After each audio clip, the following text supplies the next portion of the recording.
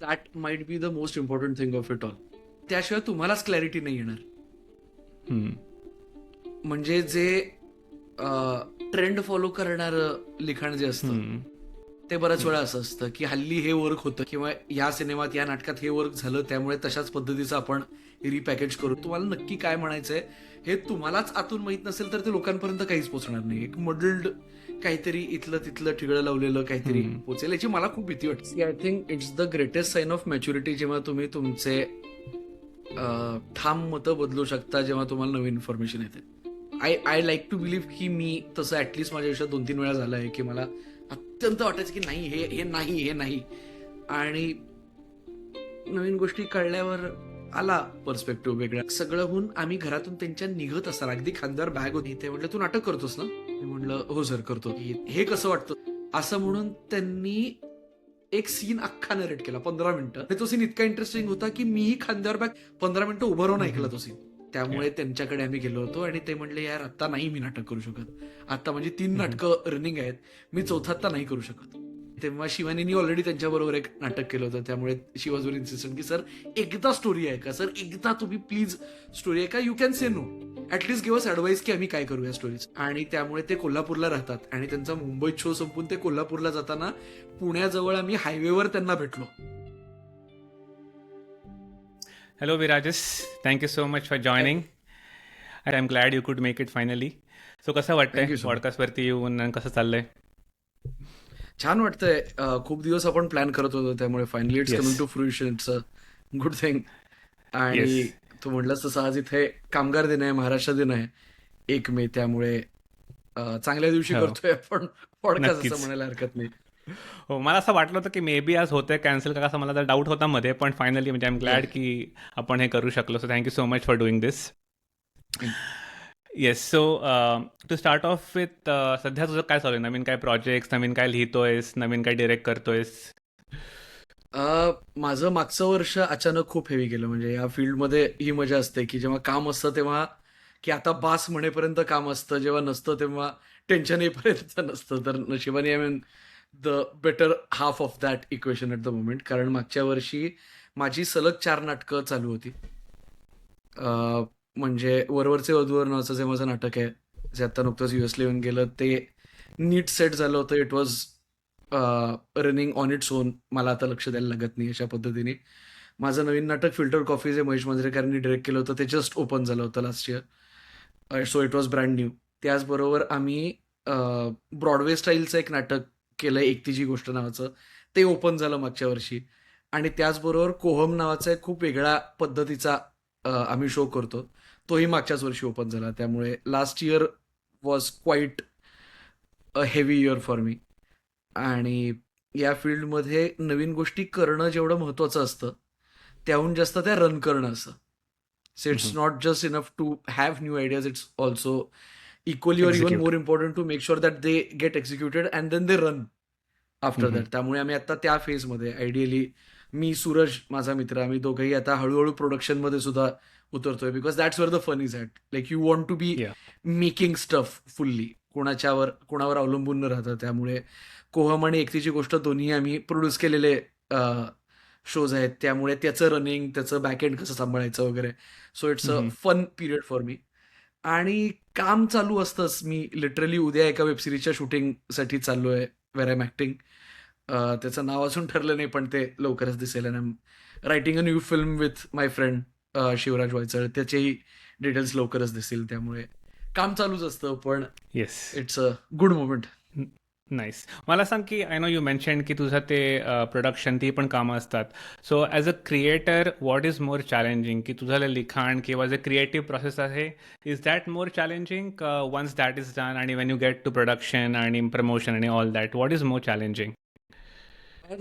The latter part is more challenging. कारण okay. कुठल्याही creative व्यक्तीला विचारलेलं can even doing anything creative, मी तर लिहितो. त्यामुळे I am involved in the Inception of the idea आणि मग ते एक्झिक्युशन पर्यंत न्यायचं असतं. तर ते एखादी गोष्ट सुचते किंवा एखादं येतं तेव्हा इट्स इररेझिस्टेबल अर्ज असते ती, की ते ते लिहून घडेपर्यंत मन शांत होत नाही. त्यामुळे दॅट्स व्हेरी एन्जॉयबल. त्याला खूप मजा येते.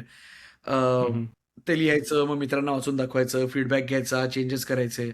डोळ्यासमोर ते घडत असतं. You are the first audience. तुम्हाला तुमचं प्रोडक्ट पहिल्यांदा प्रेक्षक म्हणून बघता येत असतं. हं, हं. त्याच्यातले लिमिट्स अजून दिसलेले नसतात, त्यामुळे यू आर फ्लोईंग फ्रीली. आणि मग ते सगळं जेव्हा हं.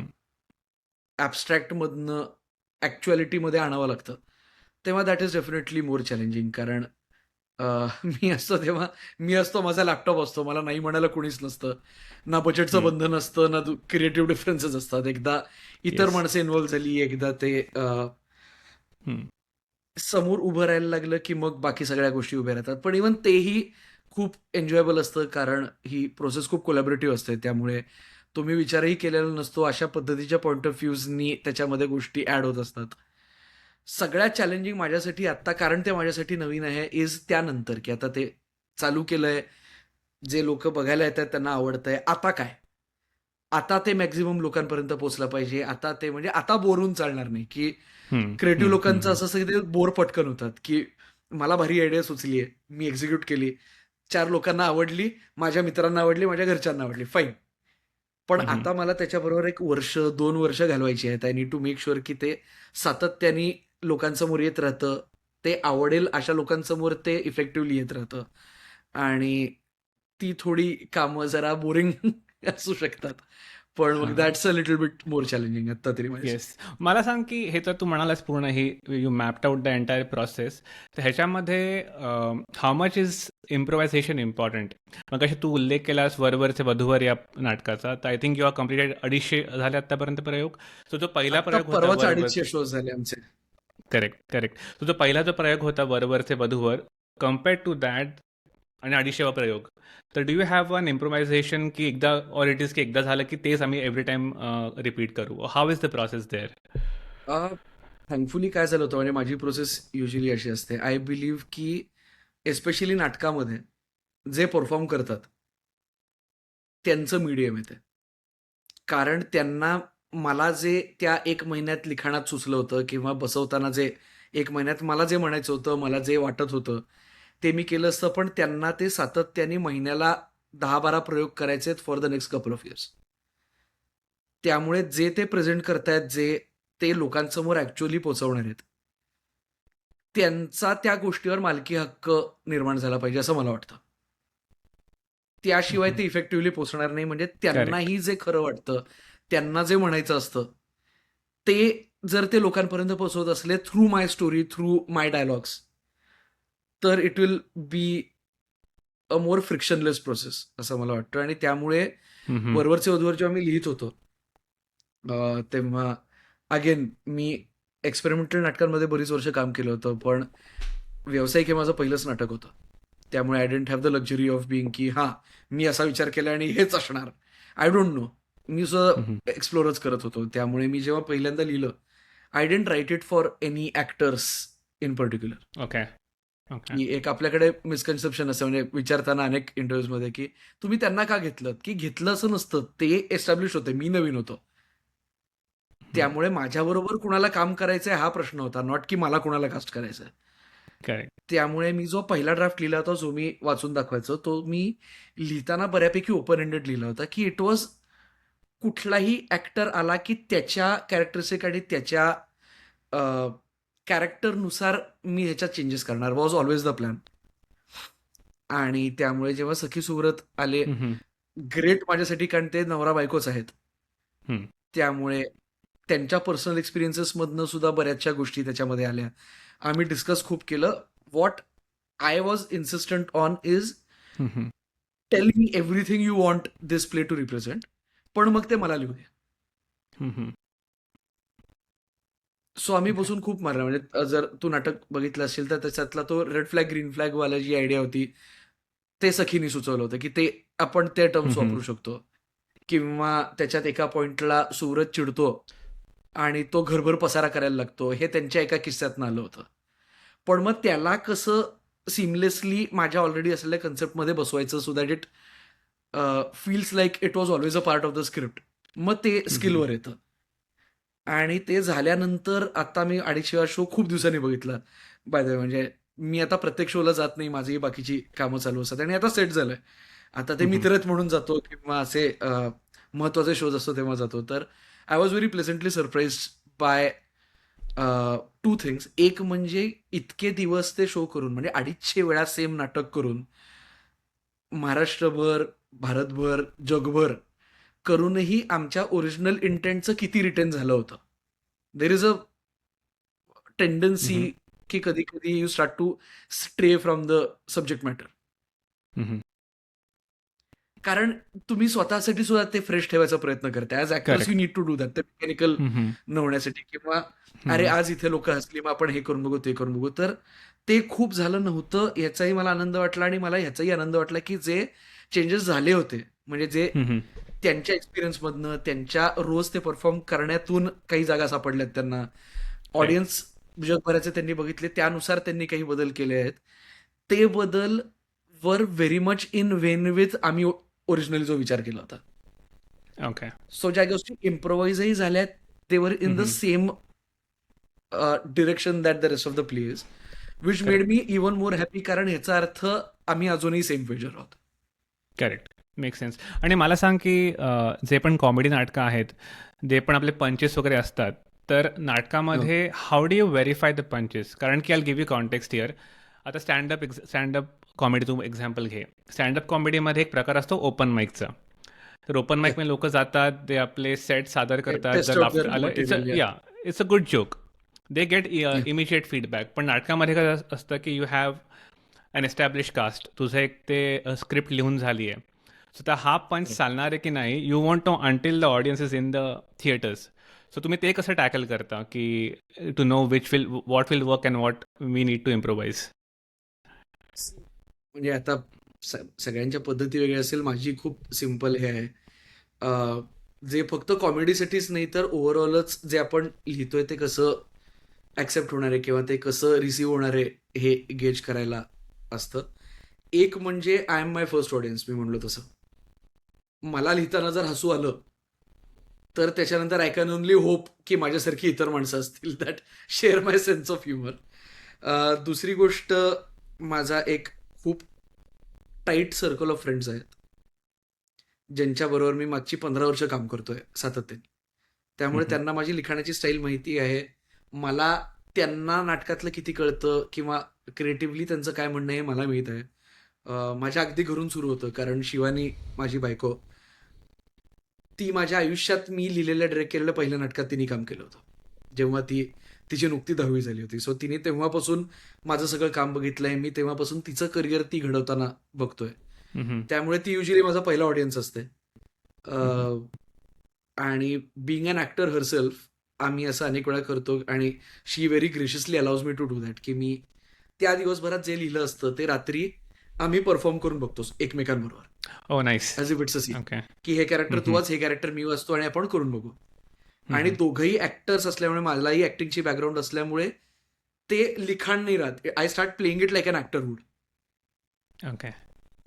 की मला जर स्क्रिप्ट म्हणून आलं असतं तर कसं झालं असतं. आणि मग तो रिदम तुम्ही अनेक वर्ष काम केलेलं असलं ना चांगलं किंवा वाईट तो तुम्हाला रिदम कळायला लागतो. करेक्ट. आणि तो परफॉर्म करताना आम्हालाच जिथं हसू येतं किंवा आम्हाला वाचताना जिथं होतं की हा हे बहुतेक इथं जरा बोर होतोय बरं का, ते मग मी पुढच्या ड्राफ्टमध्ये लगेच तिथं काढून टाकतो. आणि एकदा एक ड्राफ्ट ओके. पूर्ण झाला की मग सूरज आहे, शिवराज आहे, ओमकार आहे की ज्यांच्याबरोबर मी खूप वर्ष काम केले. आमची वेवलेंथ जुळते. आम्ही युजली सेम पद्धतीने विचार करतो किंवा वेगळं असलं तरी एकमेकांचा इंटेंट कळतो. सो कम्प्लीट झाला ड्राफ्ट मी त्यांच्यातल्या कोणाला तरी वाचून दाखवतो. आणि then again correct. It's just fingers ya you crossed hope. की हे इतर या. लोकांनाही आवडेल. येस. मला तुझी ना क्रिएटिव्हिटीची जरा प्रोसेस सांगशील का? म्हणजे जेव्हा तू एक नाटक लिहायला घेतोस, तर तुझा अप्रोच कसा असतो? की तुला असं असतं की मला हा विषय मांडायचा आहे की की मला हा मेसेज पोचवायचा आहे, ऑर इज इट प्युअरली की मला आज हे वाटते लिहावंसं, so based on that I will build on that. तुझी रायटिंग प्रोसेस कशी असते इन दॅट सेन्स? सी दोन पद्धतीने चालतं. म्हणजे माझं फॉर्मल एज्युकेशन हे स्क्रीन प्ले रायटिंगमध्येच झालंय. त्यामुळे I had a lot of time to figure out की माझी लिहायची मेथड काय. तर it's one of the two. एक म्हणजे आयदर कुणीतरी येतं आणि सांगतं की साधारण अशा विषयावर आम्हाला काहीतरी हवं आहे आणि then I have to work out की what my sort of in point, मी त्याला इन पॉईंट म्हणतो माझ्यासाठी, इज गोइंग टू बी. किंवा मग असं असतं की मला सुचलं आणि लिहून काढायचं आहे. मला मे बी एखादा कॉन्फ्लिक्ट सुचला किंवा एखादी फ्रेम सुचली, काहीतरी छोटं सुचतं की ज्याला ड्रॅमॅटिक पोटेन्शियल आहे का नाही हे कळण्यासाठी मी आधी पटकन थोडंसं डेव्हलप करून बघतो माझं की जर 2 तास 2.5 तास जर हे एक्सपांड करायचं असेल तर तेवढ्या त्याच्यामध्ये जर्ममध्ये दम आहे की नाही हे बघायला एक थोडंसं मी 1-2-3 लाईन्समध्ये लिहून बघतो. वरवरचे वधूवर मला कुणीतरी सांगितलं होतं की तू हे लिहून बघ, की हे म्हणजे त्यांनी स्टोरी नव्हती दिली पण त्यांनी सांगितलं होतं की पहिलंच नाटक आहे माझं, पहिलंच नाटक होतं. I was not a triad and tested quantity for them.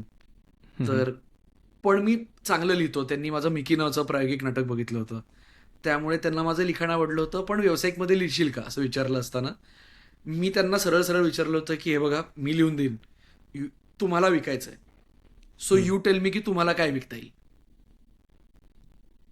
कारण मला हे माहित आहे की पहिलं जे काय आपण करतो ते जर सक्सेसफुल झालं तर it opens a lot of doors. त्यामुळे त्यांनी सांगितलं होतं, मला अजूनही आठवतं, की लग्नविषयक असलं तर बघ, म्हणजे कौटुंबिक घरचं हे रिलेटेबल कंटेंटचं काही सुचलं तर बघ. दुसरं वॉज 2 ते 3च कॅरेक्टर्स ठेवायचा प्रयत्न कर, म्हणजे खर्च कमी होतो आणि फॉरेनच्या दौऱ्यांना जाता येतं. 2-3 आर्टिस्ट असले तर इट्स इझियर फॉर दॅट. आणि ते म्हणले होते की लाफ आउट लाऊड विनोदीच्या मागे जाऊ नकोस, खुसखुशीत विनोदी कर, म्हणजे मॅडकॅप कॉमेडी नको, जे हल्ली स्किट्समध्ये वगैरे असतं. कारण ते स्किटमध्ये खूप चांगलं वाटतं. मे बी अख्खे 2 तास ते आत्ता या पॉइंटला वर्क होतंय असं नाही, त्यांच्या हिशोबाने त्यांच्या एक्सपिरियन्सनुसार त्यांनी मला सांगितलं, which then became my jumping off point. कारण this is very much far removed from me जे युजली लिहितो. म्हणजे माझे आवडते जॉनर हे हॉरर, थ्रिलर, ब्लॅक कॉमेडी असे सगळे होते. त्यामुळे स्लाइस ऑफ लाईफ, रिलेटेबल, लग्नविषयक was not my cup of tea at all. अशा वेळेस क्रिएटिव्हिटी, तू म्हणलास प्रोसेस अशी आहे की मला एक इन पॉइंट लागतो की त्याच्याबद्दल मला काय वाटतंय. कारण तसं म्हणलं तर नवरा बायको त्यांना लग्न करायचा विषय has been done to death. अनेक नाटकं, अनेक सिनेमे ह्याच्यावर झालेत. मला तेच रिपीट नाही करायचंय. माझा इन पॉइंट काय, मी काय ह्याच्याबद्दल म्हणतोय हे मी शोधून काढलं. नाही बोल. नाही, आय वॉज थिंकिंग की जेव्हा तू हे म्हणालास ना की एन पॉईंट वगैरे, do you also think of acceptance ह्याचा किती होईल सोसायटीमध्ये? का एक थोडा फिअर एलिमेंट असतो की हा मला विषय मांडायचा आहे खरा, पण आय एम नॉट शुअर की याचा ॲक्सेप्टन्स होईल की नाही, और मे बी काही पुशबॅक आला त्या सोसायटीमधनं, सो तो एक कधी थॉट असतो बॅक ऑफ द माइंड? नाही असतोच. आणि एस्पेशली आजकाल जे थोडंसं पॉलिटिकल ॲटमॉस्फिअर बदललंय त्यातनं तर नक्कीच असतो. आणि ते ठेवावी लागतं, एस्पेशली जेव्हा मी व्यावसायिक करतोय. प्रायोगिकला माझ्याकडे तेवढी मुभा असते की मीच पैसे टाकतोय, माझ्या खिशातनं टाकतोय, मला करायचंय, काही प्रॉब्लेमच झाला मी बंद करू शकतो, लॉस मला एकट्यालाच होणार आहे. Wien someone else is trusting me with their मनी, जेव्हा मी म्हणतोय की मी तुमच्यासाठी लिहून देतोय आणि तुम्ही ह्याचे शोज करा, तेव्हा ते भान थोडंसं ठेवावं लागतं. त्याचबरोबर मला असं अजिबात वाटत नाही की त्यामुळे हात आखडून लिहावं. ज्याबद्दल मला मनापासून काहीतरी वाटतंय आणि ॲज लॉंग एज मला ते लॉजिकली मांडावं असं वाटतंय तोपर्यंत ते आलं पाहिजे असं मला तरी वाटतं. म्हणजे आतापर्यंत मी त्यांनी कुठं थांबलो नाही. अर्थातच ट्रबल फॉर ट्रबल सेक करण्यात माझं I don't believe in it. म्हणजे की मुद्दाम ह्यानी स्कॅन्डल होईल आणि मग स्कॅन्डल आला तर पब्लिसिटी होते वगैरे, अशा विचारांचा मी अजिबात नाहीये. कॉन्ट्रोवर्सी कुणालाच आवडत नाही, कॉन्ट्रोवर्सीने सगळ्यांना त्रासच होतो. पण माझा सिम्पल फंड आहे, कितीही नवीन किंवा कितीही जुना, कितीही बोल्ड किंवा कितीही डे टू डे विषय घेतला तरी तो विषय ऐकल्यावर आपल्याला जे एक प्रेजुडिस नाही म्हणणार, पण एक जी मनात भावना किंवा एक त्याच्याबद्दलचा थॉट असतो. नाटक बघितल्यानंतर मी लिहिलेलं तुम्हाला दुसरं की अरे हा यार असंही असू शकतं इतपत वाटलं तरी आय एम व्हेरी हॅपी. म्हणजे एक अत्यंत क्लिशे एक्झाम्पल द्यायचं तर काय आपण म्हणूयात, डिवोर्स असा जर मी सब्जेक्ट घेतला, जो आत्ता मराठीमध्ये तसा जरा बोल्ड मानला जाईल, तर डिवोर्स म्हणल्यावर युजली मनात काय येतं की अरे डिवोर्स झाला, डिवोर्स वाईट, मुलांचं काय होत असेल. तर माझं म्हणणं आहे, माझ्या नाटकाचे 2-2.5 तास बघितल्यानंतर तुम्ही बाहेर पडून, हो यार डिवोर्स वाईट असतो, मुलांचं काय होतेच आहे, हेच म्हणत बाहेर पडला तर मग मी नाटक केल्याचा काय फायदा झाला? Hmm. Right. I am not saying की मी तुम्हाला कन्व्हिन्स करणार आहे की डिवोर्स घेणं चांगलं असतं, हम्म. पण ऍटलिस्ट हा यार हा मी विचार नव्हता केला की दॅट्स अन इंटरेस्टिंग पर्स्पेक्टिव्ह, एवढा तरी विचार करून लोक बाहेर पडावेत असं मला वाटतं. आणि त्यात जर कोणी ऑफेंड होणार असेल तर आता काय, त्याला ऑफेन्स कोणीही कशावर नाही घेतं, त्याला कोणी काही करू Yeah. नाही शकत. पण त्यासाठी क्रिएटिव्हिटी आणि त्यासाठी आपल्याला जे वाटतंय ते म्हणणं आपण थांबवू नाही शकत. आणि इंटरेस्टिंग लिहायचं असेल तर तुम्हाला अनएक्सपेक्टेड लिहावं लागतं करेक्ट. कुठल्याही जॉनरमध्ये. Surprise element. Correct, correct. Yeah. आणि ह्याचं एक्झाम्पल दिलंच डिवोर्सचं. सो मला वाटतं what are trying to say is की प्रत्येक क्रिएटर, एक रायटरला they should have a unique angle जे लोकांना माहीत नाही आहे, किंवा तसा विचार नसेल केला, माहिती असेल पण इन डिफरंट वे. सो ह्याच्यामध्ये and this might sound not just different but your on. Correct. या. की मे बी हा विषय खूप लोकांनी हँडल केला असेल पण मला याच्याबद्दल हे म्हणायचं. बरोबर. आणि मला ह्यालाच लागून तुला एक विचारायचं होतं, and it might sound a bit philosophical, but do you think की ॲज अ क्रिएटर, कुठला पण क्रिएटर, नॉट जस्ट यू, कुठला पण लेखक कुठली पण कला सादर करतोय, तर how important it is to have a strong opinion about different matters. कारण की हे तर तू म्हणालास की एक वेगळा अँगल येणं, तो अँगल तेव्हाच येईल जेव्हा तुझं एक कुठलं मत असेल, ठाम मत असेल की मला हे असं वाटतं. If you are writing something based just on observation, it may not be that impactful. तर मला सांग की हे किती महत्त्वाचं क्रिएटरला का रायटरला स्वतःचं मत असणं, एक ठाम मत असणं. That might be the most important thing of it all. कारण त्याशिवाय तुम्हालाच क्लॅरिटी नाही येणार. हम्म. म्हणजे जे ट्रेंड फॉलो करणारं लिखाण जे असतं हम्म. ते बऱ्याच वेळा असं असतं की हल्ली हे वर्क होतंय, किंवा या सिनेमात या नाटकात हे वर्क झालं त्यामुळे तशाच पद्धतीचं आपण रिपॅकेज करून देऊयात. हम्म. आणि मग ते डिसऑनेस्ट होतं. कारण डिसऑनेस्टपेक्षा सुद्धा तुम्हाला क्लॅरिटीच नसते. म्हणजे तुम्हाला नक्की काय म्हणायचंय हे तुम्हालाच आतून माहीत नसेल तर ते लोकांपर्यंत काहीच पोहोचणार नाही. एक मडल्ड काहीतरी इथलं तिथलं ठिगळं लावलेलं काहीतरी पोचेल, याची मला खूप भीती वाटते. हम्म. म्हणजे ते, आणि थँकफुली असे खूप लेखक माझ्या तरी ओळखीत नाहीत जे तसं करतात. कारण मुळात लेखन हे खूप बोरिंग असतं. ती प्रोसेस खूप लोनली असते, खूप बोरिंग असते, खूप डोकं फोडावं लागतं. आणि जर तुम्ही जे लिहिताय त्याबद्दल काही स्ट्रॉंगली वाटतही नसेल हम्म. तर मग I don't think it's even worth spending that time alone, या. या. Not earning a lot Yeah. In a room. त्यामुळे ते मला Mhm. वाटतं तू म्हणलंस असं Yeah. सगळ्यात महत्वाचं ते वाटतं की ठाम मत, माझा हे म्हणणं आहे, चुकीचं असेल पण मला हे वाटतं आणि मला हे अमुकमुळे वाटतं, ते इंट्रोस्पेक्शन करून ती क्लॅरिटी Correct. असल्याशिवाय Yeah. लिहिता येत नाही असं मला वाटतं. म्हणजे लिहिताच I येत think नाही it is a असं तर मला correct. I think it's about conviction, की जोपर्यंत मला कन्व्हिक्शन नाही आहे तोपर्यंत Yeah. तेवढं ते इम्पॅक्टफुल होणार नाही. आणि to get to a conviction we need to have a strong opinion. I think ते इट्स अ लूप Yeah. असं मला वाटतं. या ॲब्सोल्युटली. Correct, correct. पण तुझा पण हाच अप्रोच असतो की जे तुला ठामपणे वाटतं तू त्यावरच लिहितोस, का जसं तू म्हणालास की एक इन पॉईंट होता वरवरचे वधूवरच्या वेळी, सो जेव्हा तसं तू नाटकं लिहितोस त्यामध्ये पण तुझं असं एक म्हणणं असतं स्वतःचं आपलं की मला हे म्हणायचं आहे, ऑल्दो आयडिया दुसरीकडनं आली आहे पण हे माझं पण हे म्हणणं आहे. So how do you balance that? See, कलाकार म्हणलं की थोडासा तो इगो असतोच. आणि मला वाचन करायला खूप आवडतं, सगळ्या गोष्टींबद्दल वाचायला आवडतं मला. त्यामुळे माझा हाही ठाम मुद्दा आहे की जरी एखादा विषय माझ्यासाठी नवीन असला तरी त्याबद्दल थोडासा अभ्यास केला तर माझं काहीतरी एक मत बनतंच त्याच्याबद्दल, माझ्या एक्सपिरियन्सनुसार, माझ्या पॉइंट ऑफ व्ह्यूनुसार. त्यामुळे असं मला नाही वाटत होऊ शकतं की तुम्ही एखादा विषय हँडल करताय आणि त्याच्याबद्दल तुम्हाला खरं तर काहीच वाटत नाहीये. म्हणजे माझ्या पॉलिटिकल लिनिंग्सपेक्षा, माझ्या कल्चर लिनिंग्सपासून, माझ्या इंटेलेक्च्युअल लिनिंग्सपासून जरी कम्प्लिटली ऑपोजिट मला काहीतरी दिलं तरी त्याच्याबद्दल काहीतरी माझं मत असतंच रे. म्हणजे असं नाही, म्हणजे असं असेल की हे फालतू आहे असं मत असेल पण ते असेल, आणि मग त्याच्याशी मी एकनिष्ठ राहिलो पाहिजे. की समजा मला ह्या सब्जेक्टबद्दल लिहायला सांगितलं आणि माझं म्हणणं आहे की हा फालतू आहे सब्जेक्ट, तर मे बी माझं नाटक किंवा मी लिहिलेलं स्क्रिप्ट विल बी अबाउट की कसं फ्युटाईल असतं त्याच्यात असणं किंवा वॉटेवर. त्यामुळे मत नाही असं नाही होत. आणि हल्लीच्या काळात करेक्ट. तर कुणालाही मतं असतात. आपण जनरल फेसबुक खाली कमेंट्स वाचल्या तर फक्त मतच असतात सगळ्यांना. हो. पण तुला असं वाटतं की जे पण स्पेशली ॲक्टर्स आहेत किंवा पॉलिटिशियन्स त्यांना ते एक लक्झरी नसते की they can change their opinion, की फॉर एक्झाम्पल मला आज जे वाटते, जे माझं आज मत आहे, that is based on my current understanding. जर उद्या मला काही वेगळं नवीन इन्फॉर्मेशन आली, तर as a public figure, as an actor, writer or politician, you don't have the luxury की टू चेंज युअर ओपिनियन. आता लोक लगेच म्हणतील की काल तर हे म्हणाला होता, आज लगेच त्यांनी विषय किंवा मत बदललं. तर ते तुला वाटतं लक्झरी नसते as a public figure? See I think it's the greatest sign of maturity जेव्हा तुम्ही तुमचे ठाम मतं बदलू शकता जेव्हा तुम्हाला नवीन इन्फॉर्मेशन येते.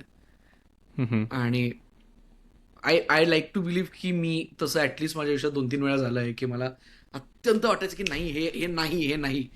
आणि नवीन गोष्टी कळल्यावर आला पर्स्पेक्टिव्ह वेगळा. आणि त्याबद्दल एम्बॅरस होण्यापेक्षा मला वाटतं मॅच्युरिटीची ती सगळ्यात महत्वाची खूण आहे. आणि शुअर माणसं बोलणारच आहेत. तुम्ही चांगलं केलं वाईट केलं. मला IMDb नावाची वेबसाईट आहे. आपण बरेचसे इंटरनेट मूव्ही डेटाबेस. तर असं अनेक वेळा झालं किंवा काही ऑपोजिट मत आलं, चिडचिड झाली की मी माझ्या आवडत्या सिनेमांचे निगेटिव्ह रिव्ह्यूज वाचतो. करेक्ट. की गॉडफादर 2 ला 1 आउट ऑफ 10 देणारी ही माणसं असतात. डार्क नाईटला 1 आउट ऑफ 10 रिव्ह्यू देणारी माणसं असतात. सो कुठलाही मुद्दा तुम्ही मांडा, कोणाला तरी तो कुठेतरी नाहीच आवडणार आहे. त्यामुळे आक्षेप इट इज फाईन. असणारच आहे. आक्षेप असणारच आहे. यू हॅव टू ट्रस्ट की मी म्हणलो तसं की तुमच्यासारखी मतं असलेली इतर माणसं असतील. आणि इंग्रजीमध्ये तो वाक्प्रचार आहे ना की ते मी स्वतःला विचारतो, is this the hill I want to die upon? की हा मुद्दा एवढा महत्वाचा आहे का माझ्यासाठी की इथं मी आता झालं, Yeah. आता ही मी खिंड मरेपर्यंत लढवणार, एवढं महत्वाचं आहे का? असेल तर मरेपर्यंत लढा. पण नसेल तर इट्स ओके टू ऍडमिट की हा ठीक आहे, मला वाटत होतं, ओ हे मला माहित नव्हतं, आता कळलं. या. नाहीतर तुमचं कामही, म्हणजे एस्पेशली आमच्या फील्डमध्ये तुमचं कामही इव्हॉल्व्ह होणार नाही. तुम्ही एकच मुद्दा सारखा सारखा मांडत राहाल.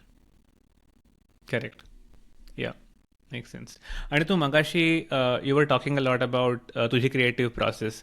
तर मला त्याला एक जोडून प्रश्न तो मगाशी राहायला विचारायचा, की हे होतं की कुठलं पण क्रिएटिव्ह काम करताना आय थिंक तो एकांत असणं मिळणं फार महत्त्वाचं आहे. कारण की that is when you actually think आणि you are able to put it on paper. तर ॲज अ पब्लिक फिगर तुला ते किती डिफिकल्ट होतं की एकांत मिळणं, की मला घरी बसून शांतपणे लिहायचं आहे? पब्लिक फिगर असो किंवा नसो, प्रॉब्लेम तेच असतात. घरी सकाळी काम करायला लागले की आई काम सांगते, कोणीतरी डिस्ट्रॅक्शन्स. हाक मारतं, मित्र फोन करतं. त्यामुळे मी युजली रात्री 11 ते पहाटे 3 लिहितो, ओके. जेव्हा मला डिस्ट्रॅक्शन नसतात. हे नवीन नाहीये. माझा शाळा कॉलेजमध्ये असताना अभ्यास सुद्धा माझा रात्रीच व्हायचा. माझा सकाळी उठून अभ्यास करणाऱ्यातला मी तेव्हाही नव्हतो. त्यामुळे सकाळी खूप डिस्ट्रॅक्टेड असतो मी.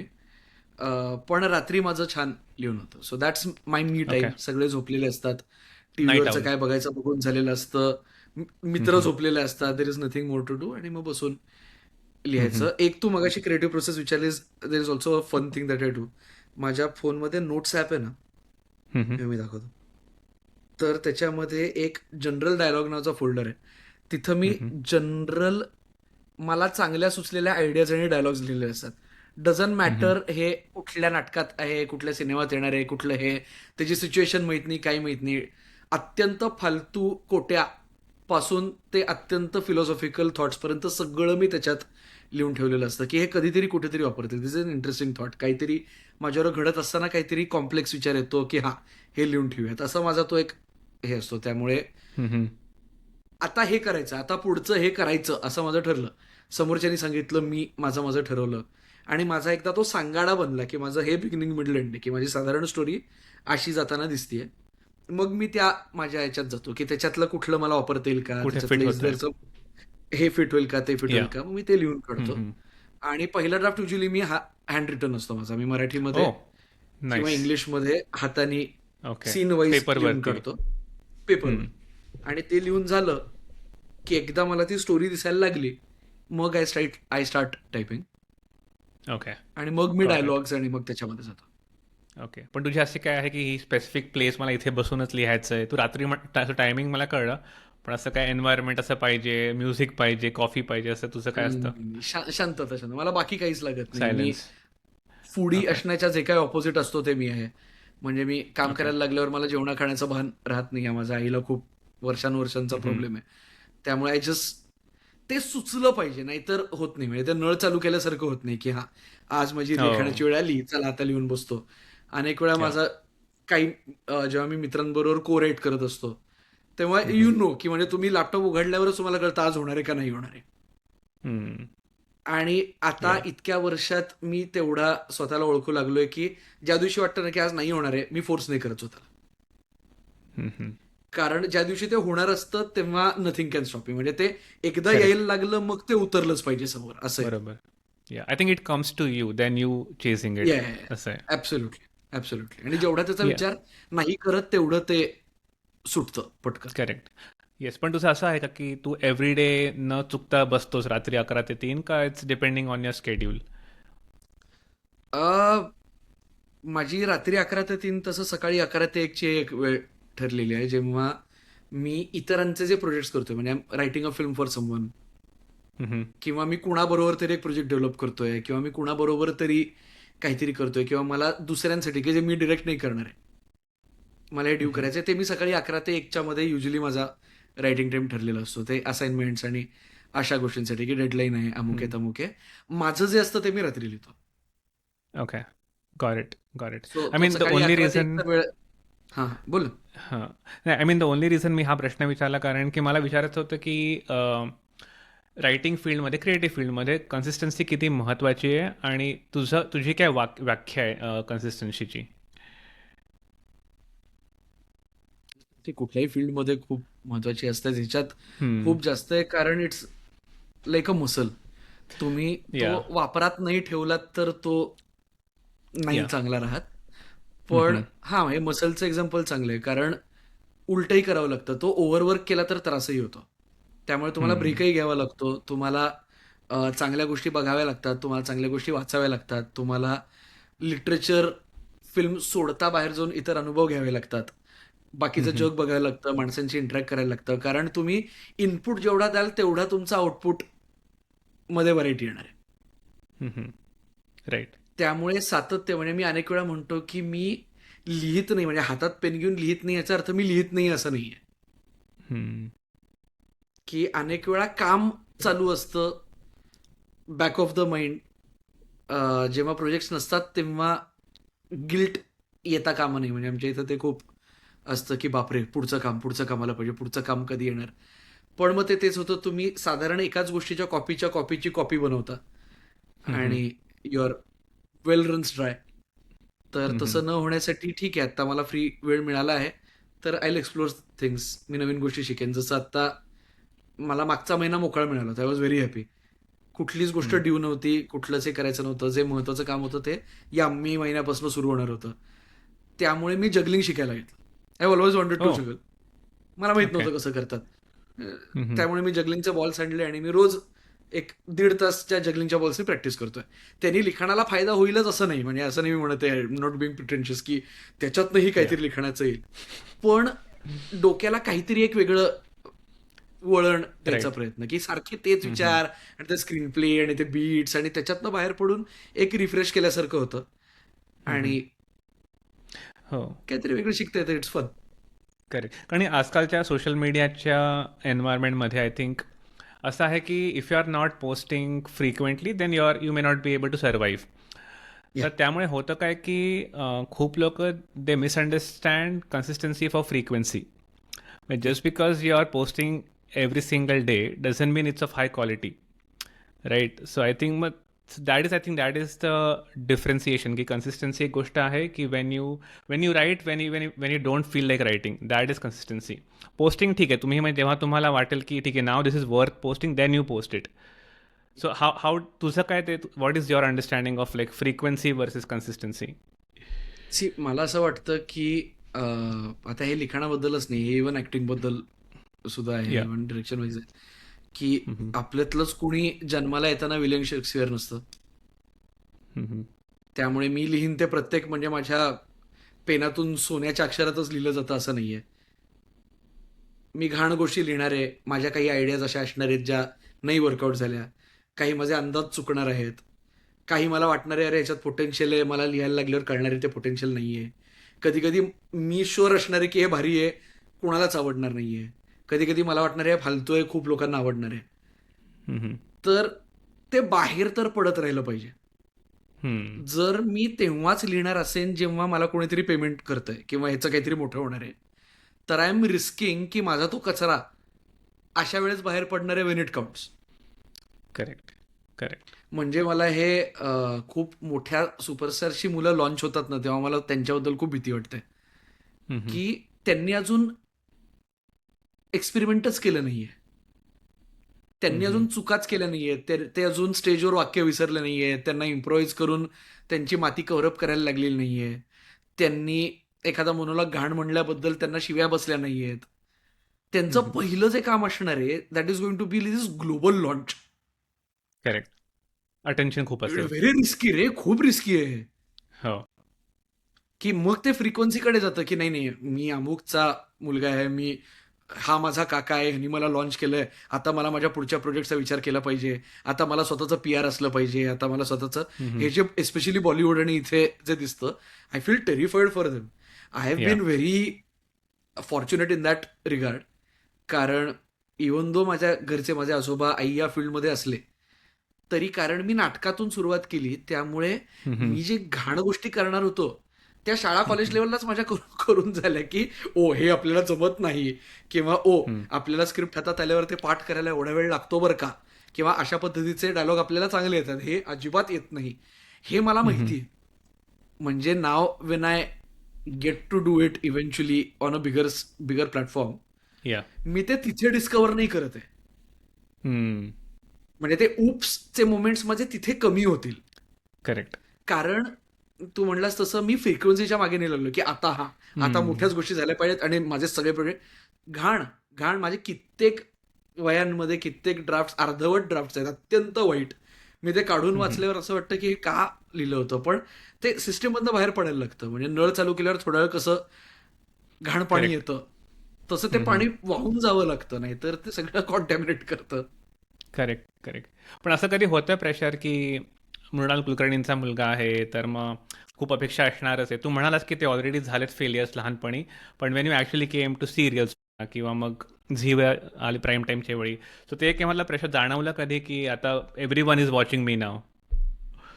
त्यावेळेस त्या सिरियलच्या वेळेस मला प्रेशर नक्कीच होतं, बिकॉज आयुष्यात पहिल्यांदा मी आईच्या प्रांतात पाय ठेवत होतो.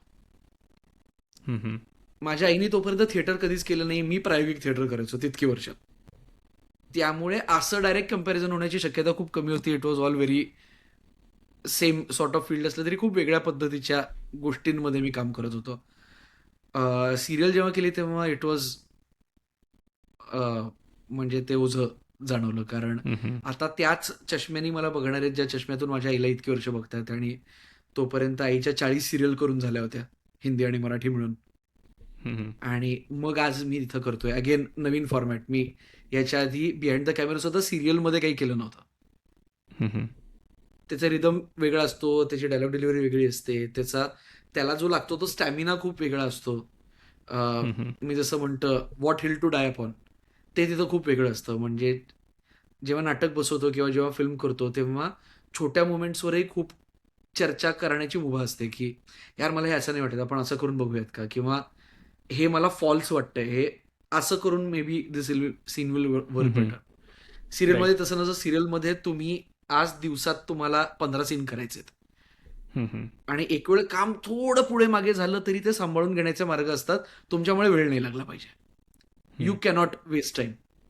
कितीही तुम्हाला प्रश्न वाटला, काही वाटलं तरी you should always hit the ground running, असं तिथे होतं. तेव्हा थोडं प्रेशर सुरुवातीचे काही महिने नक्कीच वाटलं, कारण serial, for those who don't know, serial जेव्हा शूट करायला सुरुवात करतो त्याच्या 1-1.5 महिन्यांनी ती ऑन एअर येणार असते. त्यामुळे ती लोकांपर्यंत पोहोचून तुम्हाला फीडबॅक येईपर्यंत तुम्ही 1 महिना 1.5 महिना शूट करून झालं असतं. म्हणजे तुम्ही करेक्ट. ऑलरेडी 20-25 एपिसोड शूट केले असतात. हं, आणि हं. एस्पेशली थिएटरची ज्यांना सवय आहे, की आपण जे बोलतो डायरेक्ट रिअल टाईममध्ये रिस्पॉन्स कळतो लोकांचा. तसं हं, हं. नसताना ते बऱ्यापैकी प्रेशर होतं. एस्पेशली कारण माझ्याबरोबर जी कास्ट होती, ते सगळे हं, हं. खूप नावाजलेले ॲक्टर्स होते. त्यामुळे करेक्ट. त्यांच्याबरोबर माझी पहिली सीरियल तेव्हा तेव्हा वाटलं. Sure, of course. याह! मी आणि तुझा ना गुड ॲक्चुअली एक मग वाटलंच पाहिजे. येस, नाही का? येस. म्हणजे तिथं 100%. कॉन्फिडन्स नाही, हां, हे पण काय हातचामुळे असंच गेलो असतो तर मी खूप चुका केल्या असत्या. आत्ता केल्या हं, त्यापेक्षा. हं. Right, right, right, right. मी तुझा एक मध्ये एक व्हिडिओ बघितला होता, ज्यात तू एक फार इंटरेस्टिंग गोष्ट म्हणालास, की any success without failure is a fluke. It it stuck with me, की this actually makes sense. So I wanted to know की फ्रॉम युअर साईड, की लहानपणापासून whatever you are growing up, तुम्हाला वाटतं access may not be a problem for you because घरी already stars आहेत आणि you have connection. So so from your side what was the main risk or failure point, की ह्याच्यामुळे may be मला criticism होऊ शकतो? शिवाय मला असं म्हणजे मी त्याच्याकडे नेहमीच असं बघायचो, की मला मार्क हिट करण्याचे चान्सेस मे बी कमी मिळतीलची मला खूप भीती असायची तेव्हा. हं, हं. म्हणजे अ, मी आणि माझ्या मित्रांनी एक नाटक एकत्र डिरेक्ट केलं आणि ते जर चांगलं नाही झालं पहिल्याच गोमध्ये, तर मे हं, बी हं. मला क्रिटिसिझम जास्त मिळेल का, की नाही, अरे ह्याची तर फॅमिली बॅकग्राऊंड आहे, हा कसा घाण निघाला?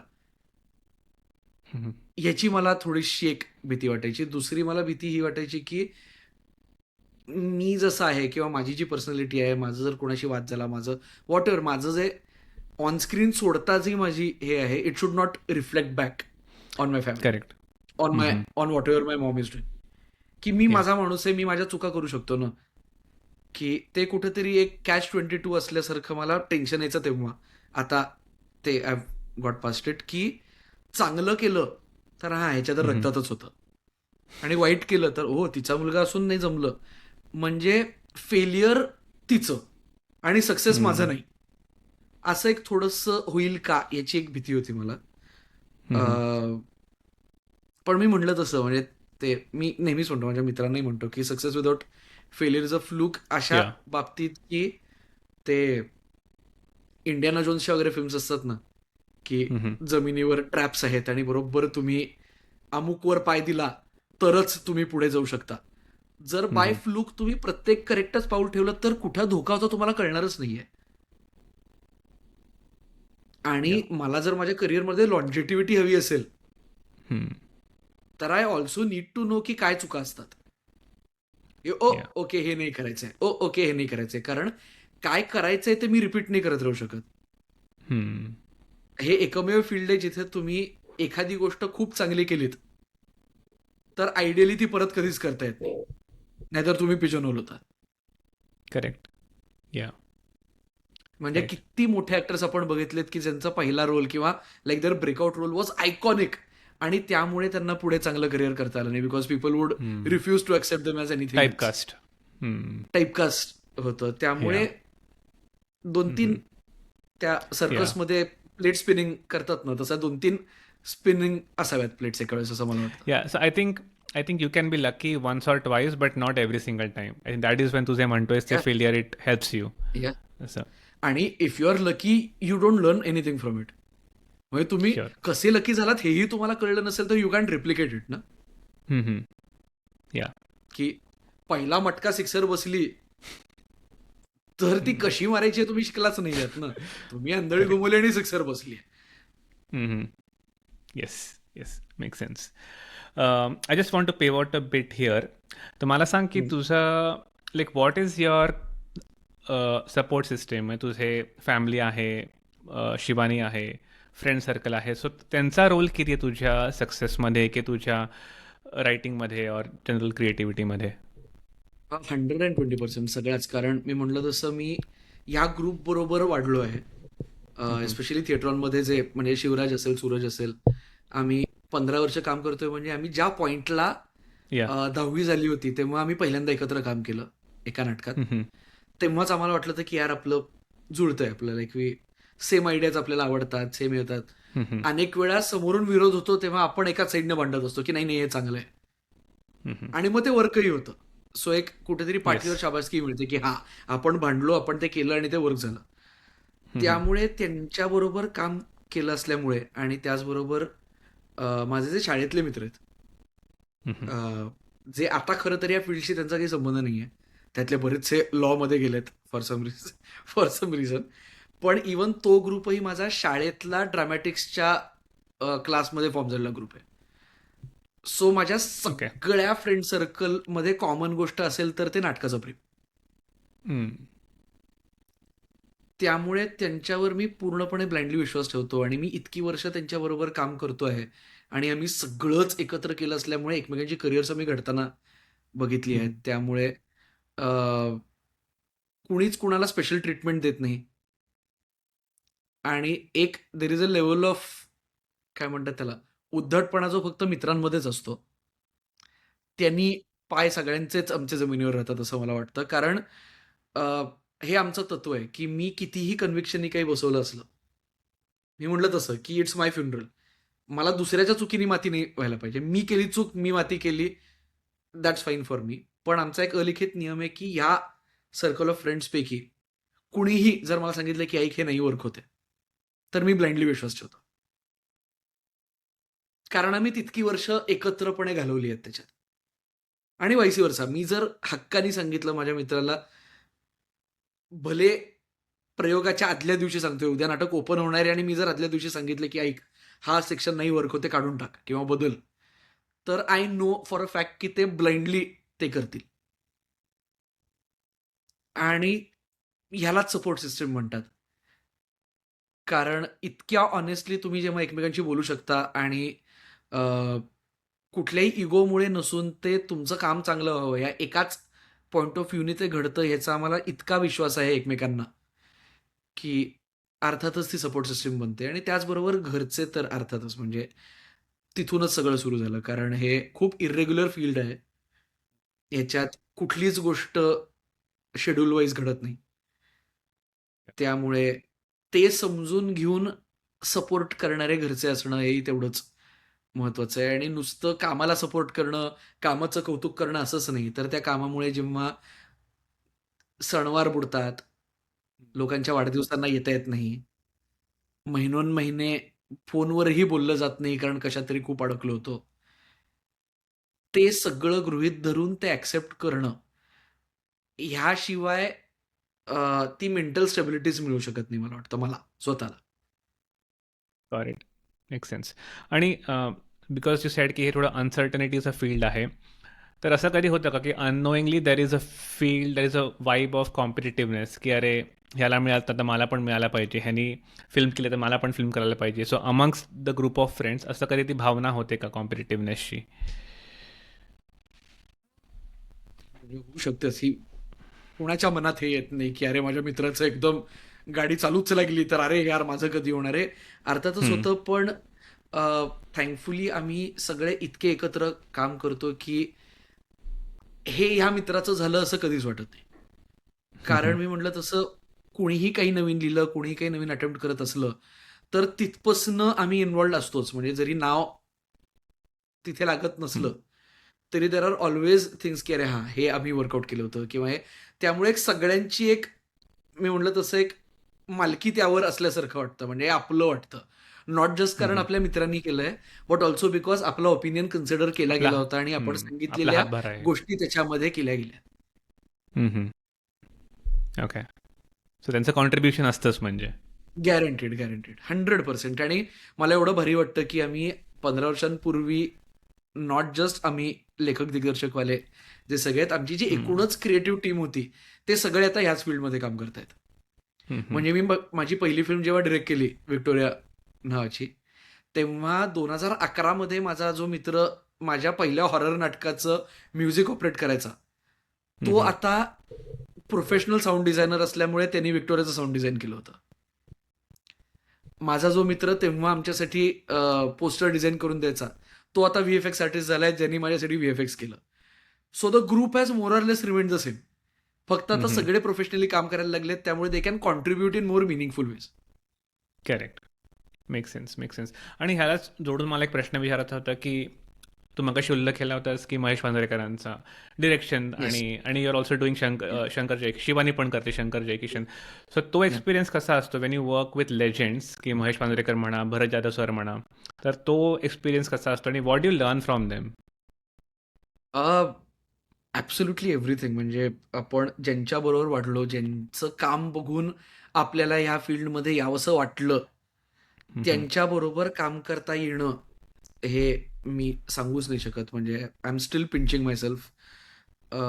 आत्ता लिटरली आत्ता आपल्या इंटरव्ह्यूच्या आधी आपलं बोलणं चाललं होतं. आम्ही पुण्याहून मुंबईला येत होतो, ट्रॅफिक होता, घाटात अडकलो होतो आणि आम्ही बसल्या बसल्या जनरल पछाडलेला फिल्मबद्दल गप्पा मारत होतो, की आठवलं का आणि तो सीन, तो सीन, तो सीन. आणि वी हॅड टू रिमाइंड अवरसेल्व्हज की मी होतो, शिवानी होती, शिवराज होता. आम्ही आता एका गाडीत नेत होतो आणि अचानक आम्हाला झालं आपण प्रत्येकाने भरत सरांबरोबर काम केलं रे. म्हणजे ही स्वप्नपूर्ती आहे. म्हणजे मी सही रे सही किमान 13 वेळा बघितलंय नाटक. माइंड ब्लो झालं होतं मी ते पहिल्यांदा नाटक बघून, की हे असं काहीतरी होतं आणि हे अशा पद्धतीचं नुसते शाब्दिक विनोद न करता ह्या ट्रिक्स वापरून आणि लोकांचा रिस्पॉन्स बघून वेडा झालो होतो मी शाळेत असताना. आणि आज मी लिहिलेलं काहीतरी त्यांना वर्दी वाटलं, की त्याच्यावर आपण काम करूयात. महेश सरांचं म्हणशील तर अगेन आजोबा आणि आई ह्या प्रोफेशनमध्ये असल्यामुळे अनेक ॲक्टर्स, अनेक आर्टिस्ट्सना मी लहानपणापासून बघितलं आहे. त्यातले महेश सर नव्हते. मी महेश सरांना आधी भेटलो नव्हतो फारसं. एखाद्या इव्हेंटला हाय हॅलो किंवा एक साधारण म्हणजे त्यांनी माझं कुठलंच काम बघितलं नव्हतं. मी अर्थात सरांचं सगळंच बघितलं होतं. मी विरुद्ध एका दिवसात 3दा बघितला होता. त्यामुळे I was a big fan. पण त्यामुळे I I didn't know what to expect. गमतीची गोष्ट आहे, मी एक फिल्म डेव्हलप करत होतो. त्यात महेश सरांना विचारूयात का? काम करता येईल का? किंवा काही आम्हाला हा प्रोजेक्ट पुढे कसा न्यायचा? अशा डिस्कशनसाठी मी महेश सरांच्या घरी गेलो होतो. आणि everybody knows what his images. ते बिग बॉस वगैरे ते सगळं तेव्हा चालू होतं. त्यामुळे की कसे असतील, एकदम रागावतील की काय? त्यांना आपण लिहिलं नाही आवडलं तर काय करायचं? आणि not one two means words. त्यामुळे एकदम हे घाणेरडं आहे असं म्हटलं तर काय करायचं? वगैरे असं सगळ्या भीतीने त्यांना फोन लावला होता, की "सर असं-असं आहे मला घाबरत वाचून घाबरत. दाखवायचं. हां, तर तुम्ही एक एक अर्धा तास देऊ शकता का मला?" तर त्यांनी बोलवलं होतं, की "या वेळेला ये." आणि तिथं गेलो आणि he was very friendly, very very chill, very relax. He loves to talk. त्यामुळे खूप गप्पा मारल्या त्यांनी. आम्ही लिहिलेलं वाचलं, त्याच्यावर त्यांचं हे सांगितलं, की असं करून बघा, ते करून बघा. मग जेवायला बस म्हणले. अगदी कौतुकानं आम्हाला सगळ्यांना जेवायला वाढलं. त्यांच्या घरी एकतर जबरदस्त जेवण असतं ॲट एनी टाईम. मस्त जेवण सरांकडे कधीही गेलो तरी. आणि सगळं होऊन आम्ही घरातून त्यांच्या निघत असताना अगदी खांद्यावर बॅग होती माझ्या आणि ते म्हटले, "तू नाटक करतोस ना?" मी म्हटलं, "हो सर, करतो." की "तुझं ते चांगलं चाललंय ना वरवरचे वर?" म्हटलं, "हो, छान चाललंय सर." "हे कसं वाटतं सांग?" असं म्हणून त्यांनी एक सीन अख्खा नरेट केला 15 मिनिटं. आणि तो सीन इतका इंटरेस्टिंग होता, की मीही खांद्यावर बॅग तशीच अडकून मी बसलोही नाही. 15 मिनिटं उभं राहून ऐकला तो scene. Very interesting start off something. म्हटलं, "सर काय आहे, नाटक आहे का?" ते म्हटले, "हो, नाटक आहे." मी करणार होतो म्हणले ते 93 मध्ये. म्हणलं, "अरे यार, खूप खूप मस्त आहे. आत्ता चांगलं वाटेल का?" म्हटलं, "सर, ऐकायला म्हणजे पहिला सीन तर खूप ग्रिपिंग आहे. छान वाटतंय." "ठीक आहे, ठीक आहे." असं म्हणून मी घरी आलो. 2 दिवसांनी सरांचा फोन आला, की "कुठे आहेस?" म्हटलं, "सर, अमुक-अमुक ठिकाणी." "माझ्या घरी येऊ शकतोस का?" म्हटलं, "हो, येऊ शकतो." का काहीच माहीत नाही. मी I was under the impression की मी जे वाचून दाखवलं त्यात काही त्यांना सुचलंय काही. मी गेलो. म्हणले, "नाटक करशील का?" म्हणलं, "हो, ऑफकोर्स." म्हणजे म्हणजे एवढा मोठा हो. दिग्दर्शक विचारतोय मी कशाला नाही म्हणेन. "बस," हं. म्हणले, "हातात स्क्रिप्ट दिलं, वाचू आपण." हं. आणि मी आणि सर असं ते आम्ही स्क्रिप्ट वाचलं. बरं आपण कुठला रोल करतोय ह्याच्यामध्ये, काय हे काहीच अंदाज नाही. वाचायला लागल्यावर लक्षात यायला लागलं, की खूप मध्यवर्ती कॅरेक्टरसाठी मला विचारतायत. आणि हं. कॅरेक्टर जे मला माहिती आहे मी करू शकतो कारण मला डार्क गोष्टी आवडतात, मला थ्रिलर्स आवडतात. पण मी आतापर्यंत जे पब्लिकली काम केलंय, सिरियल केली आहे, त्याच्यात माझी इमेज तशी अजिबात नव्हती. माझं गुडी गुडी, चॉकलेट बॉय टाईप असे सगळे रोल केले होते. त्यामुळे एक अत्यंत पाताळ यंत्री, मॅन्युप्युलेटिव्ह, हरामखोर कॅरेक्टर आहे ते.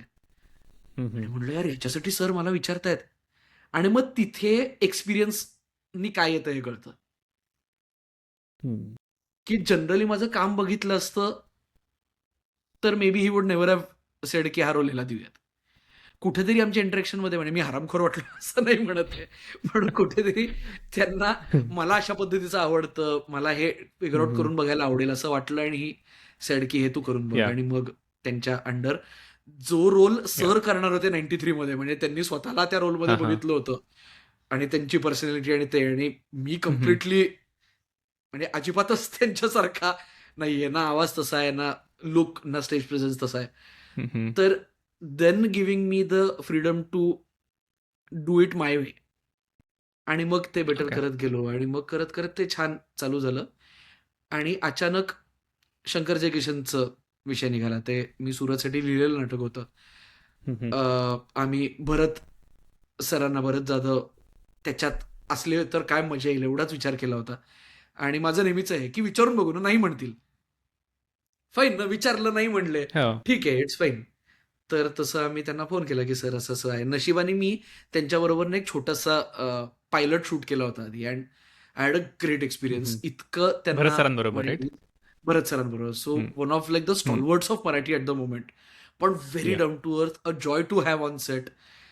अत्यंत. आम्ही जेव्हा शूट केलं होतं तेव्हा त्यांना मी संध्याकाळी, मला अजून टायमिंग आठवतं, 9ला शूट करून 11 वाजता सोडणार होतो. त्यांना दुसऱ्या दिवशी प्रयोगाला जायचं होतं आणि काही कारणामुळे त्यांचा सीनच रात्री 12:30ला सुरू झाला. मी त्यांना ओके 11ला सोडणार होतो. मी तेव्हा एकही प्रोफेशनल काम केलं नव्हतं. I was just out of film school. आणि व्हेरी पेशंटली ते येऊन ते सेटवर बसायचे. आता मी व्हॅनिटीत जातो, तुमचं झालं की सांगा. नाही, तिथं बसून त्यांनी ते डायलॉग्स पाठ केले, आमच्याबरोबर इम्प्रोव्हाइज केलं. रात्री 12 ते पहाटे 3 शूट केलं त्यांनी न कटकट करता. So I had a very nice opinion of him. त्यामुळे या त्यांच्याकडे आम्ही गेलो होतो आणि ते म्हणले यार आता नाही मी नाटक करू शकत. आता माझी 3 नाटकं रनिंग आहेत, मी चौथं आता नाही करू शकत. आणि तेव्हा शिवानीनी ऑलरेडी त्यांच्याबरोबर एक नाटक केलं होतं. त्यामुळे शी वॉज व्हेरी इन्सिस्टंट की सर एकदा स्टोरी आहे का, सर एकदा तुम्ही प्लीज स्टोरी आहे का, you can say no, at least give us advice की आम्ही काय करू या स्टोरीचं. आणि त्यामुळे ते कोल्हापूरला राहतात आणि त्यांचा मुंबईत शो संपून ते कोल्हापूरला जाताना पुण्याजवळ आम्ही हायवेवर त्यांना भेटलो. आणि व्हेरी ग्रेशियसली अगेन शो संपून ते चालले होते रात्री 10:30-11 वाजता आणि ते थांबले. त्यांनी अर्धा तास ती गोष्ट ऐकली, त्यांना ती आवडली आणि ही सेड की हा दुसरा रोल पण खूप इंटरेस्टिंग आहे, आपण महेश सरांना विचारूया. आणि एकदम रोल रिव्हर्सल झाला की म्हणजे महेश सरांनी लिहिलेल्या नाटकात मी काम करत होतो, तर अचानक मी लिहिलेलं महेश सरांना वाईस वाचून वर्सा दाखवतं.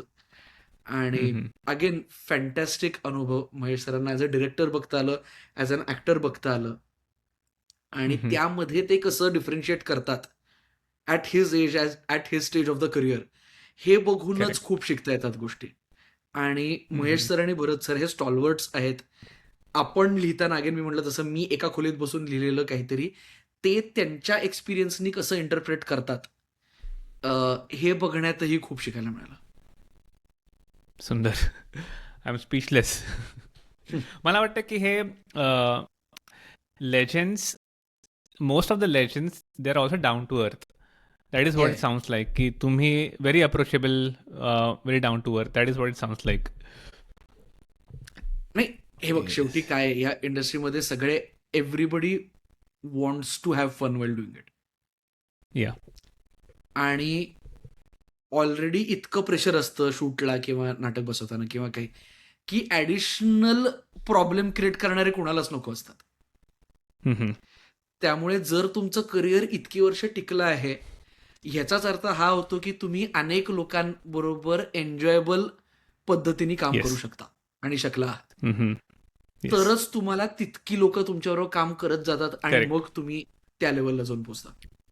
येस मेक सेन्स म्हणजे मेक तुम्ही सेन्स. अप्रतिम काम करत असाल पण तुम्ही सेटवर त्रास देत असाल तर nobody wants to work with you again. Yeah it goes hand in hand म्हणजे. ए, yes. Cool. So we can do a last segment आपल्या ओके. पॉडकास्टचा. I know it's already been an hour. So I'm going to put you on a spot now या सेगमेंटसाठी. Okay. आणि we okay. Can cut it out म्हणजे if you think की नाही होते तर we Yeah. Can edit out later. पण okay. Can you share one story की कुठला किस्सा त्याच्याकडनं you could actually learn something or it kind of surprise you or you got something new to learn from it. असे कुठले किस्से आहेत, stories आहेत लहानपणापासूनचे, or working with any of this stalwarts? See. एक खूप अनएक्सपेक्टेड ठिकाणी मला खूप शिकता आलं आणि ते म्हणजे आम्ही माझं वशील ना नावाची माझी सिरियल जेव्हा करत होतो, because of the kind of material that gets delivered, because of the time frames that we are working in, अनेक वेळा ते चल चल चल चल चल संप संप संप संप कडे एक कल असतो.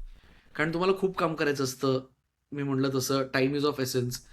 तुम्ही दिवसभरात किती मिनिटांचं फुटेज काढलं युजेबल, त्यावर सगळी गणितं ठरतात.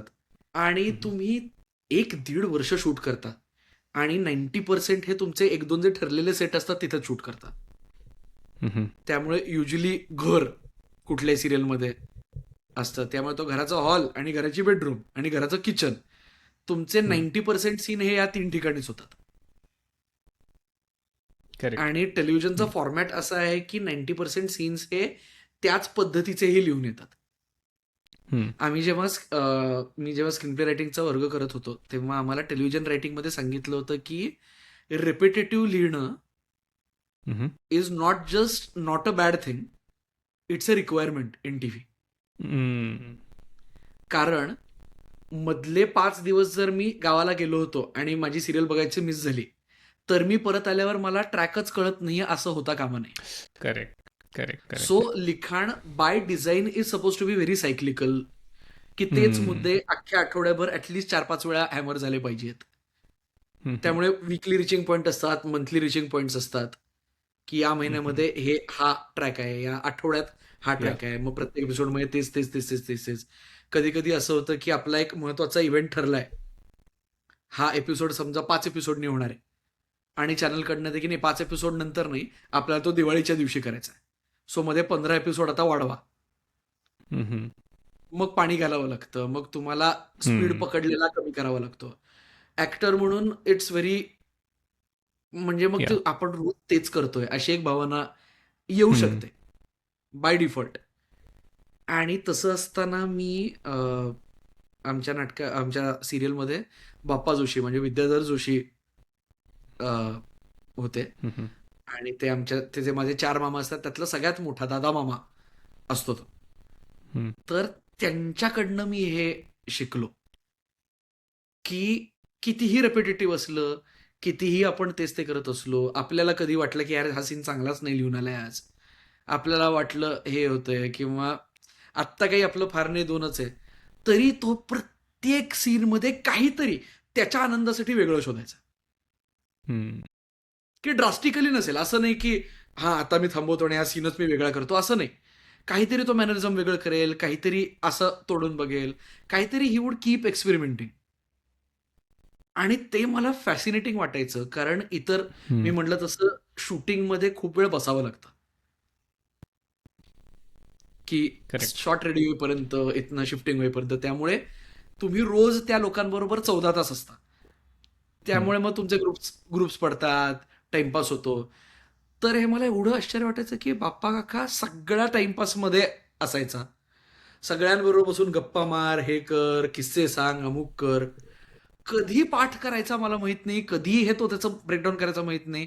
सीनला आला, he would have his method down down. ते मला मी खूप शिकायचा प्रयत्न केला. हळूहळू ते दुसरं वगैरे वर्ष सुरू झाल्यावर थोडं थोडं मला माझ्या पद्धतीने ते करता यायला लागलं असं मला वाटतं. पण सिनेमात, नाटकात ते नाही करावं लागत, कारण तुम्हाला आधी अख्खी स्टोरी, अख्खं स्क्रिप्ट माहित असतं and you can plan before hand.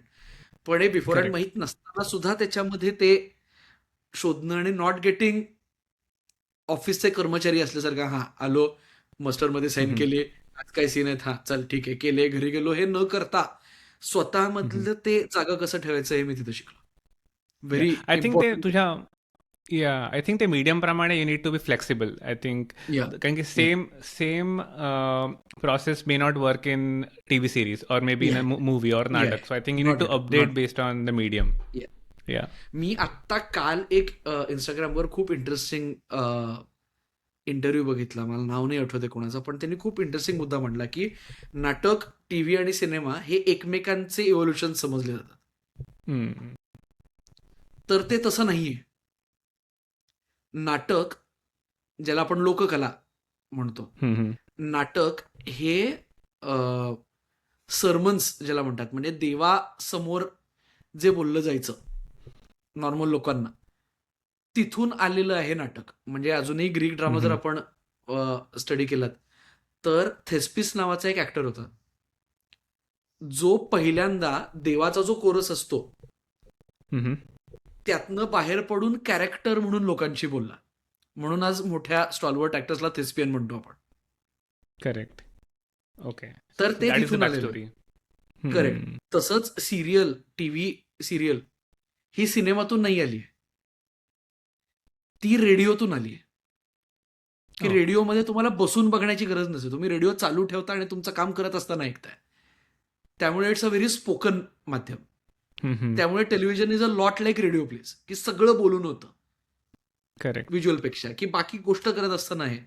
तसं ते म्हटले सिनेमा हे नाटकातून नाही आलेलं आहे, हे फोटोग्राफीमधनं आलंय.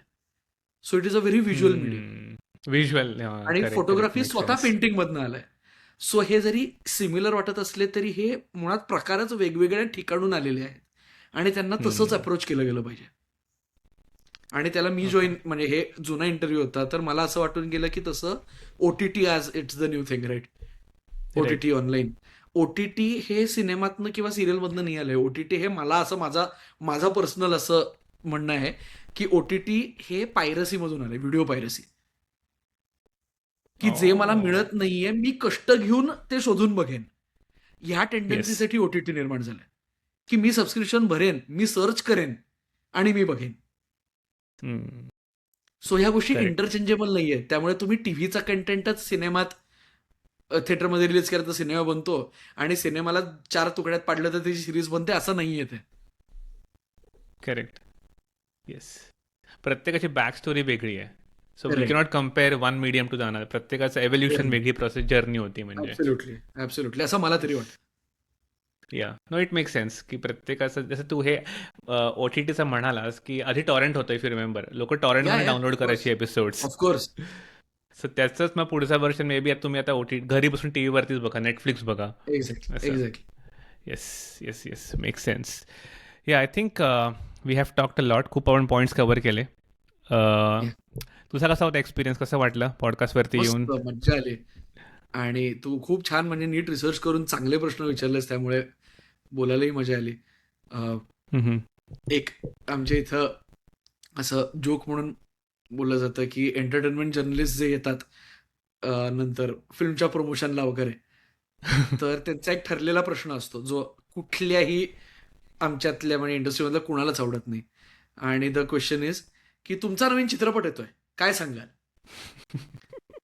की व्हॉट डू यू मीन काय सांगाल? Like ask me something, like ask me for some Yeah. Insight, ask me for some. Correct. तर या त्यामुळे अशा पद्धतीचे जेव्हा गप्पा मारता येतात तेव्हा आम्हालाही खूप मजा येते. Correct. I just thought of one question. तू आता हे म्हणाल्यावरती आय नो तुझी बेल वाजली आहे पण जस्ट की जर तू म्हणास की OTT is evolution of say torrent. So what do you think of this podcast industry? तुला वाटतं की ह्याचं काय कुठून तरी एव्होल्युशन आहे की आधी बातम्या होत्या, सो बातम्यानंतर लोकांना वाटलं काहीतरी थोडं काहीतरी we want something cool, so maybe त्यावरनं एक पॉडकास्टची मे बी सुरुवात झाली? सी पॉडकास्ट आय थिंक हे जे म्हणजे जॉनी कार्सन वगैरे आपल्याला माहिती आहे, like the late night sort of talk shows, हे पहिल्यांदा असं होतं. म्हणजे तो काळ मी इमॅजिनच नाही करू शकत की तुम्हाला ना आर्टिस्ट किंवा स्टार्स हे थिएटर सोडता दिसायचंच नाही कुठे. म्हणजे जॉन वेन सारखा जॉन वेन, त्यांना फक्त तो कावबॉय आणि त्या ह्याच्यातच माहित होता. हम्म. I think Wien Johnny Carson, आणि आय थिंक त्याच्या आधी सुद्धा 1-2 असेच आहे, पण जॉनी कार्सन मेनली ज्यांनी हम्म. लेट नाईट सुरू केलं, तिथे ही माणसं येऊन माणसांसारखं बोलताना बघणं, हम्म. की एक औपचारिकता नसताना गप्पा मारताना बघणं वॉज अ फॅसिनेटिंग एक्सपिरियन्स. हम्म. म्हणजे ज्याला मी बघून वाढलो आहे आणि ज्याचं मी काम बघितलंय, किंवा लेखक असतील की मी यांची पुस्तकं वाचली आहेत, पण त्याला बसून गप्पा मारताना मी बघितलं नाहीये. म्हणजे it's the same kind of allure that a reality show has, की हे खरं आहे, हे स्क्रिप्टेड नाही, की खरे हे असे असतात बरं का, घरी करेक्ट. हा असा असतो. हम्म. आय थिंक त्या हम्म. लेट नाईट मधल्या त्या इच्छमधनं हे पॉडकास्ट पर्यंत आलंय असं मला या. वाटतं. अँड अर्ज या. टू लाईक, म्हणजे आपण सगळीकडे ट्रूथ शोधत असतो, हे खूप क्लिशे उत्तर आहे, पण रिअलिस्टिक वाटलं पाहिजे, रिअलिस्टिक. त्यामुळे रियालिटी शोज लोकांना का आवडतात, तर देर इज दिस, म्हणजे रियालिटी शो बद्दल सगळ्यात मोठा आक्षेप काय असतो, तर हे स्क्रिप्टेड वाटतंय. हम्म. जेव्हा आपण 500 रुपयाचं तिकीट देतो स्क्रिप्टेड कंटेंट बघायचे, पण आपल्याला इथं स्क्रिप्टेड बघायचं नाही, कारण आपल्याला खरं बघायचंय काहीतरी. म्हणजे एक करेक्ट. व्हायरिस्टिक टेंडन्सी असते ना, लाईक दिस, की रस्त्यावर ऍक्सिडेंट झाल्यावर बघावसा का वाटतो, हम्म. Even if you have a week stomach. मला नाही फारसं असं गोरी गोष्टी नाही बघायला आवडत, पण रस्त्यावर ऍक्सिडेंट झाला तर एक एक असते एक टेंडन्सी की यार बघू ना काय काय, because it's real, because it's yeah. Connected to the humanness of it all. त्याच्याजवळ जात होता ओरिजिनली. आता अगेन पॉडकास्ट सुद्धा ते प्रॉब्लेम तेच होतंय, की त्याचा कशासाठी आहे ते न करता ते सगळंच मिक्स करतात, ते जरा मजा येते त्याची. करेक्ट. या. मला वाटतं की just to know the person behind the camera but on camera. Yeah I think या त्याचं थोडं, I think that is we can sum up की तसा राईट पॉडकास्ट असतं वाटतं. Right right. आणि आय थिंक एक या. अजून एक हे येतो, की ज्याच्यामुळे थिएटर खूप चांगलं चालतं. ऑल्सो द रिझन की अनेक सिटकॉम्सला इतकी वर्ष ते मागे कॅन्ड लाफ्टर असायचा, इज की एस्पेशली वेस्टर्न कंट्रीजमध्ये जिथे या. खूप तसं आयसोलेटेड जगणं असू शकतं, तिथं वेन आय वॉच फ्रेंड्स आणि देर इज अ लाफ्टर ट्रॅक, एक मी सगळ्यांबरोबर बघतोय ची एक भावना क्रिएट होते, जी आय थिंक पॉडकास्टमध्ये आता खूप आहे. म्हणजे मी गाडीत जाताना if I am listening to a podcast, it feels very friendly, like I am having a chat with someone, correct. Informal correct. गप्पा मारल्यासारखं. Yes, yes, makes sense.